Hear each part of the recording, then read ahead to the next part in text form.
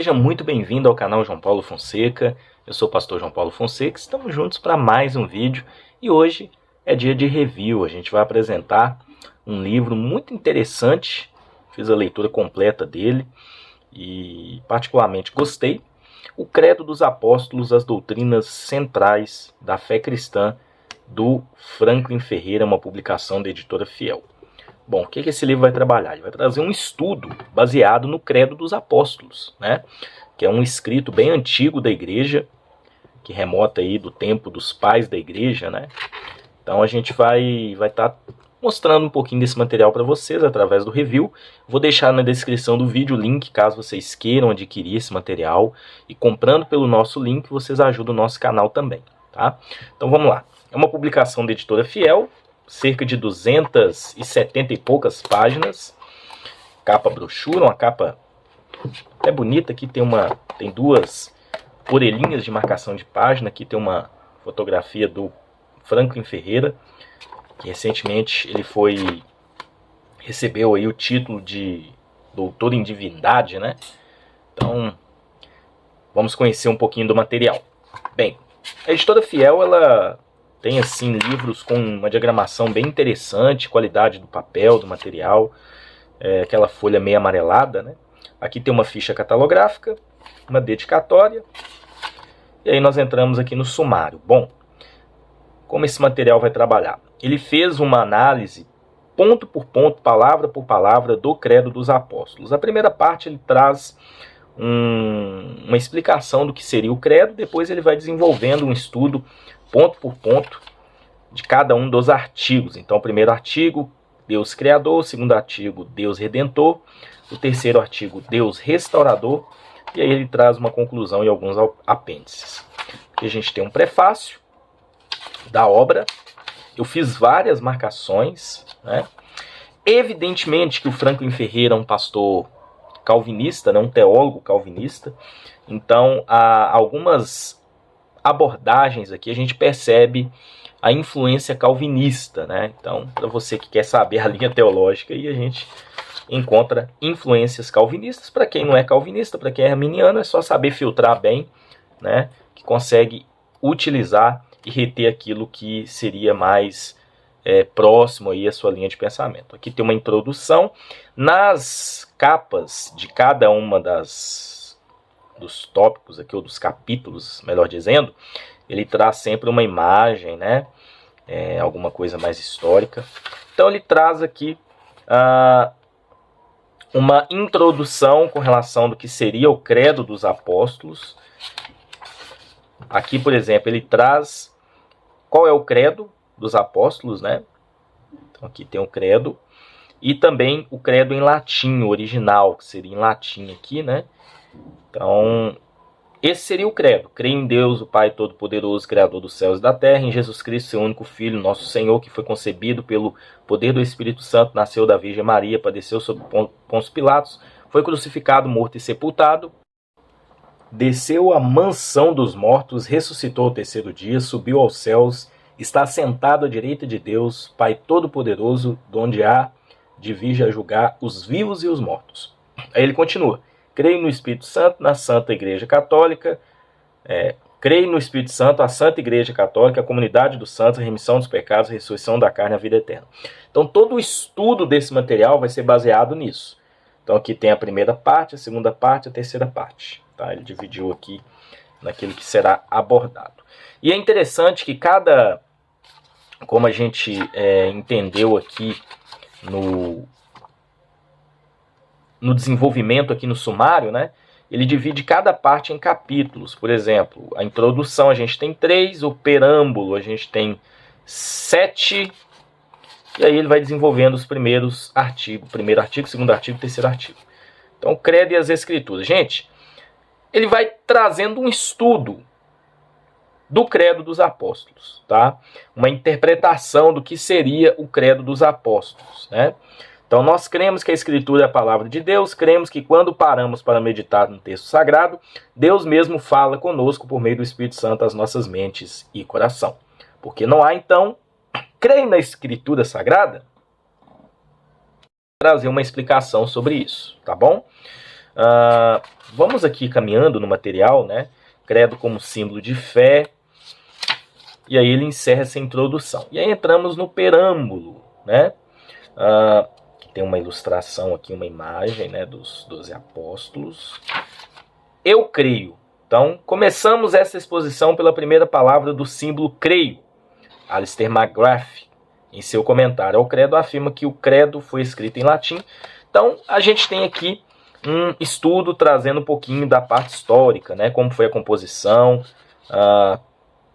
como a igreja trabalhou o credo ao longo dos anos, ao longo dos séculos, né?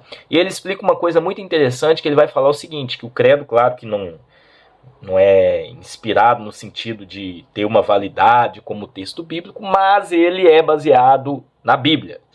É isso que ele vai explicar.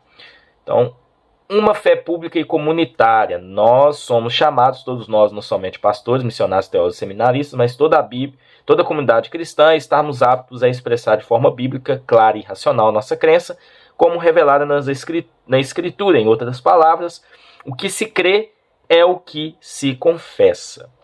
Então, lembre-se que o credo é derivado da Escritura, cada linha é baseada nela. Em síntese, o credo é um resumo daquilo que é absolutamente essencial e inegociável para a fé cristã, de acordo com a Sagrada Escritura. Então, ele vai discorrendo, olha só, o 3 aqui, uma confissão de fé. Então, tem outras explicações com relação a isso. Ele vai trabalhando, ele vai mostrando, ele cita outros autores, enfim. Então, essa primeira parte é mais ou menos para poder estar trabalhando isso. Tá?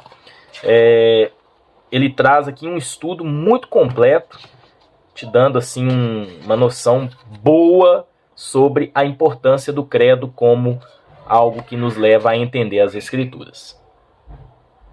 Essa parte também ele vai fazendo uma abordagem bem hermenêutica, né, com relação ao credo, trazendo essa associação, né, credo, escritura, escritura, credo. Tem até um diagramazinho aqui, um gráfico, né? É muito interessante. As 100 primeiras páginas basicamente vai trabalhar sobre isso.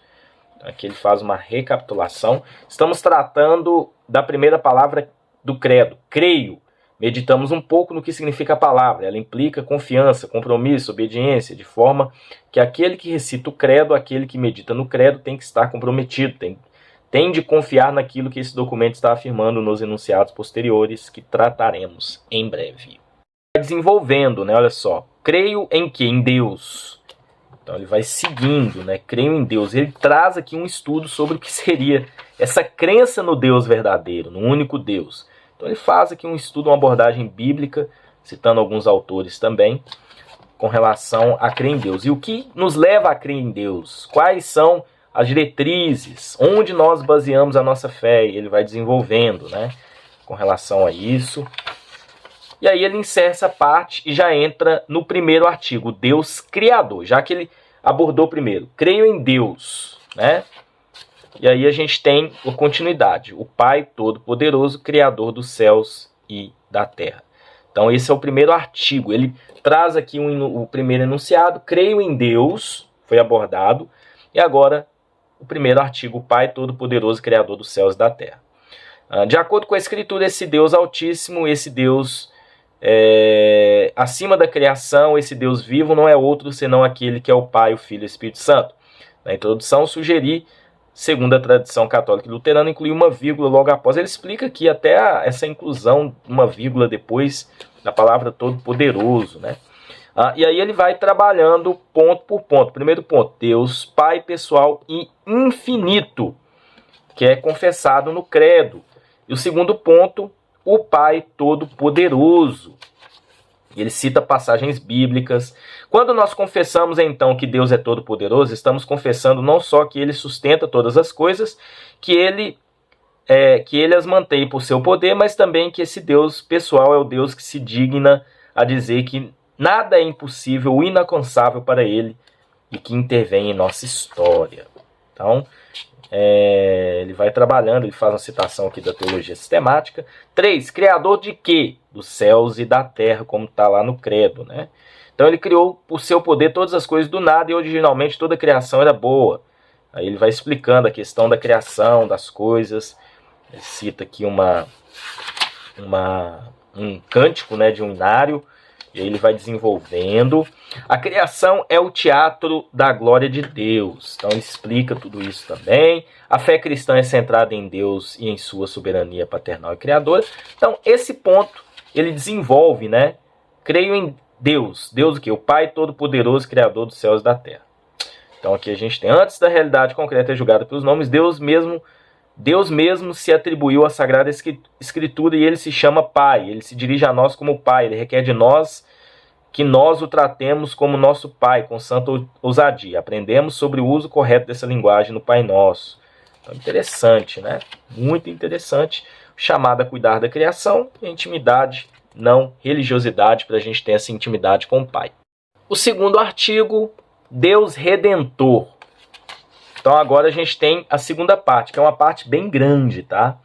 Que ele vai desenvolver a parte do credo onde diz: em Jesus Cristo, seu único Filho, nosso Senhor, que foi concebido pelo Espírito Santo, nasceu da Virgem Maria, padeceu sob Pôncio Pilatos, foi crucificado, morto e sepultado, desceu à mansão dos mortos, ressuscitou ao terceiro dia, subiu aos céus, está sentado à direita de Deus, Pai Todo-Poderoso, onde há de vir a julgar os vivos e mortos.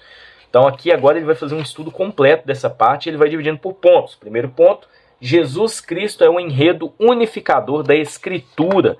É uma parte muito importante que ele vai trazer uma unidade da Escritura Sagrada, da Bíblia, onde aponta para Cristo, para Jesus Cristo. Então, Cristo é o centro da Escritura. E ele vai, olha só, trazer aqui tem um gráfico aqui de desenvolvimento sobre isso, tá? A história da redenção atinge seu clímax com a crucificação de Jesus Cristo por nossos pecados. Tudo mais, desde as páginas de abertura da Escritura, são a introdução e a preparação para esse clímax. Essa parte eu achei muito legal. A segunda parte, um único Filho de Deus. Ele vai explicar em que sentido. Terceiro, o Deus se revela através de si mesmo. Ele traz a pessoa de Cristo, né? Uma igreja onde a pregação não seja central é uma igreja onde Jesus Cristo não é colocado diante daquela comunidade. Ele traz pontos assim bem fortes de aplicação, né, ao longo do material. Eu achei isso muito legal também. O senhorio de Jesus, Jesus Cristo é o Senhor da nossa vida, a igreja unida sobre o senhorio de Cristo. Então, essa parte do segundo artigo ele vai explicar ponto por ponto. Ele faz várias citações do Novo Testamento também, né? Eu acho isso bem legal. E ele vai desenvolvendo o seu pensamento com base em textos bíblicos. Essa parte aqui, olha só, o mistério da encarnação. Então, são estudos teológicos, evidentemente, mas vocês perceberam que não tem uma linguagem difícil, vocês perceberam que não é só teologia, tem a parte de aplicação, né? Só a parte 10, Deus na história. Então, é um material interessante, sim. A cruz e a ressurreição, elementos centrais da fé cristã. Ele desenvolve aqui também, olha, o credo enfatiza que Jesus Cristo padeceu, foi crucificado, morto, sepultado, ressuscitou ao terceiro dia, desceu à mansão dos mortos. Esse é o coração da fé cristã e as passagens bíblicas que tratam isso. Então, ele vai desenvolvendo frase por frase, palavra por palavra do credo. Cita aqui 1 Coríntios 15. Precisamos ler bons livros para relembrar sempre que Cristo ressuscitou dentre os mortos. Então, ele até faz uma citação aqui de uma teologia sistemática que eu tenho, que é a teologia sistemática do Pennenberg. Embora ele não considere uma teologia 100% ortodoxa, mas ele fala que é uma das melhores que ele estudou sobre a ressurreição de Cristo. Eu fiz a leitura e realmente é muito boa. Jesus Cristo é vitorioso. A salvação se dá exclusivamente pela graça de Deus. Claro, nós cremos nisso, né? Pela graça. A morte de Jesus foi um evento único e perfeito em favor e no lugar de pecadores. Então, são estudos bem assim intencionais, bem de aplicação, claro que trazendo uma ênfase teológica, uma explicação teológica, mas de fácil entendimento e também com essa perspectiva de aplicação. O terceiro artigo, Deus restaurador. E aí ele finaliza o credo, é uma outra parte também bem exaustiva, né? Creio no Espírito Santo, a Santa Igreja Católica, a comunhão dos santos, a remissão dos pecados, a ressurreição da carne, a vida eterna. Então ele trabalhou o primeiro, o segundo e agora o terceiro artigo. Ele fez essa divisão. O Espírito é um com o Pai e o Filho. uma parte muito importante também, ele vai mostrando sobre a pessoa do Espírito Santo. Portanto, o Espírito Santo é central na vida cristã. É o Espírito que inflama nossos corações com fogo do amor ardente para com Deus e para com o próximo, disse João Calvino. Ele cita aqui João Calvino. O que precisamos lembrar é que quando dizemos crer no Espírito Santo, também confessamos nossa dependência do Espírito Santo. Então, vocês percebem, é uma ênfase teológica, é uma ênfase de aplicação, mas claro que o intuito dele é trazer essa explicação clara sobre o credo dos apóstolos, uma igreja para todos. Ele explica direitinho. Então precisamos trabalhar pela unidade da igreja, precisamos estar prontos a estender a destra da comunhão a cristãos que compartilham a mesma fé que temos como resumida no credo. Então ele vai trabalhando isso, né? Que é dos santos, o indicativo e o imperativo santa e dos santos, né? Que são os cristãos. Perdão dos pecados, ele aqui traz uma exegese também da palavra pecado, ressurreição na carne. E aí, gente, olha só, a certeza do triunfo escatológico. Então, o credo apostólico é interessante porque ele vai trazendo pontos, sabe, em sequência, até chegar nessa certeza do triunfo escatológico que Cristo venceu e em breve ele voltará. Então aqui a gente tem uma conclusão. O credo se encerra com um amém. Então ele traz até o significado do amém. Ele finaliza o material com um apêndice. Ele vai trazer no apêndice um desenvolvimento do credo, como o credo foi desenvolvido ao longo do tempo. A primeira menção do credo, século III, aí vai seguindo século IV, ele vai seguindo século V, VI e VII, até os nossos dias recentes. Teve algumas alterações e modificações. O apêndice 2, ele vai trazer um estudo sobre a utilidade do credo dos apóstolos.